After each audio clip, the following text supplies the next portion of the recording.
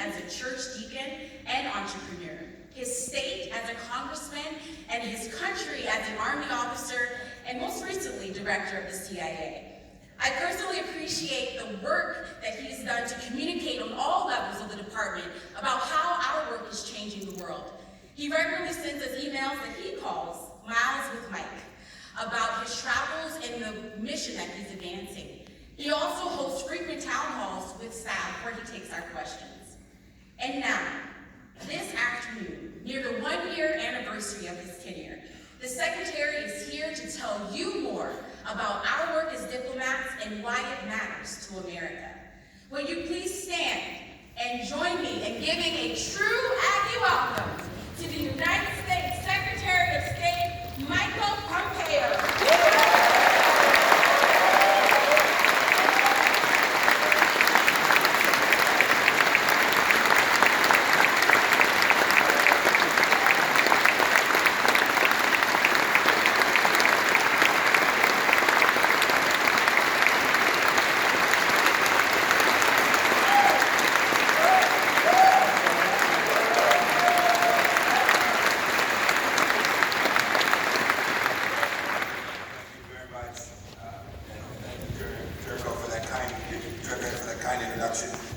Now, as the Secretary of State, we do diplomacy, which means you have to get the protocol right.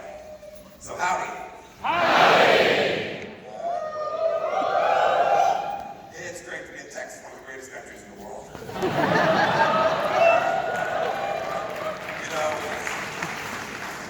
I just came back from South America, now Texas, and I'll return to the United States in the morning. Seeing you all here reminds me of George Patton quote. He said, "Give me an army of West Point graduates and I'll win a battle. But if you give me a handful of Texas Aggies, I'll win a war." That's tough to take from a West Point graduate. Look, I understand that this institution has sent more of its graduates into the military than any other university other than our military academies. It's because you all are tough, you're committed, and you want to serve. You should be proud of that, and I love it. And that's why I really wanted to be here today. I want to thank the Wiley family for making this series possible. Like Jessica said, everyone here, cadets, Bush School students, anyone looking to give back to America, should consider potentially one day working for the United States Department of State. Now, I get it. Diplomacy doesn't sound as thrilling as firing anti-tank weapons, flying F-16s, crawling through the mud. There's no Top Gun version of the State Department said we get now the Secretary. No offense to Tia Leone, those of you who are her fans. But there's a good reason that many former military officers end up working as diplomats, serving our country. It's because the work that we do is important for our soldiers. The soldiers need us and we need them. Neither diplomacy nor the military can succeed at delivering for presidents and for our country without the others. And I'm not the first guy to figure this out. In 1946, President Truman was traveling. President Truman was traveling with Winston Churchill to Missouri, where Churchill would deliver his famous Iron Curtain speech. He delivered it there at Westminster Local College. On the train, Truman showed Churchill a recent redesign of the presidential seal. The eagle's head was turned to the right, so it faced the talons holding olive branches. Now, that represented diplomacy. But rather than having the eagle turn to face the arrows, which represented war, Churchill pondered for a moment. And he said, I think the head should be on a swivel, back and forth. In other words, diplomacy and military strength go hand in hand. They are indeed intimately related. Each relies on the other. I saw this as a young Army captain way back in the 1980s when I patrolled that very Iron Curtain that Churchill spoke about. I had the incredible privilege, along with my fellow soldiers. We were there to deter the Soviets and indeed prepare this country for the worst. But ultimately, it wasn't our tanks that delivered that victory. It was diplomacy backed by the incredible threat of force that we had projected. Aggies have a long history in the military.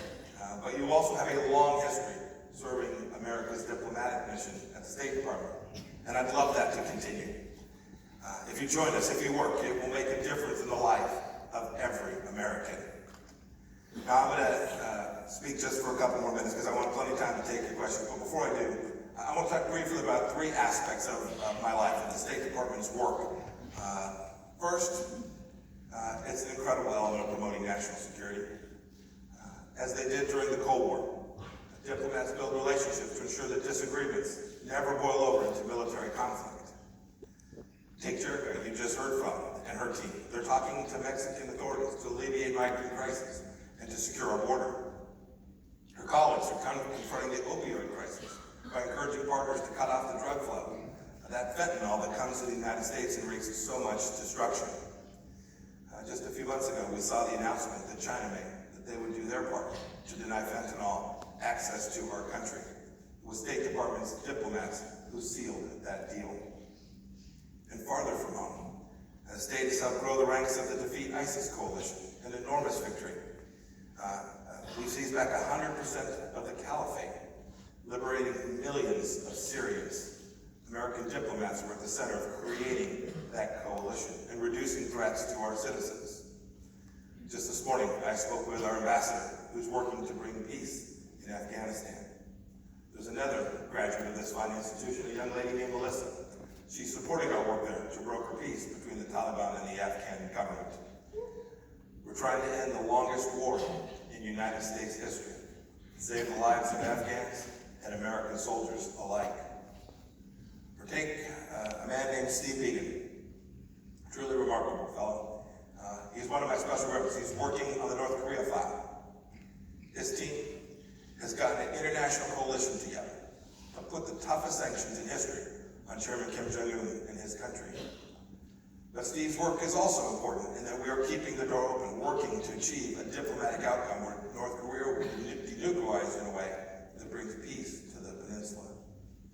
You know, Steve and our team have gotten enormous results. I was privileged to be in North Korea, where Kim Dong-chol, Kim Hak-sung, and Tony Kim were able to climb on an American airplane and return home to their families from being held hostage in that country. A remarkable diplomatic achievement. Indeed, I'll never forget the moment, the very moment when they met their families on the tarmac. President Trump was there to greet them too. And I was thinking that morning, it was 3 a.m. Washington, D.C. time, about the amazing work that our team had done, not just that day, but in the weeks and months before that. Absent that great work, absent the work of people like you who decided to join the Department of State, they will still be held in the hands of the North Koreans. You know, the second thing we do every day at the State Department, people don't truly see directly. We make sure that our diplomacy impacts the American people by strengthening the United States economy. The truth is, we have to compete in a global economy. The United States business need access to markets all across the world. President Trump is determined to open those markets for our products. That's certainly true of companies and businesses here in Texas, where exports benefit your economy to the tune of $260 billion a year. It supports more than 900,000 Texas jobs.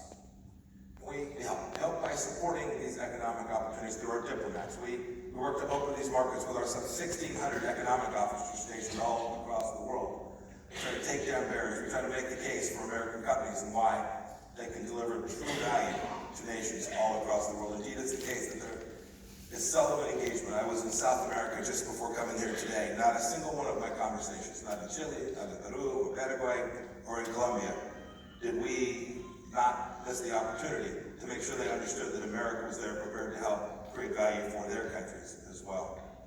You've seen it in the work we've done to renegotiate the North American Free Trade Agreement. But you should know it's more than just commerce. There's a strategic element to this too. In Houston last month, I spoke to a group to talk about how energy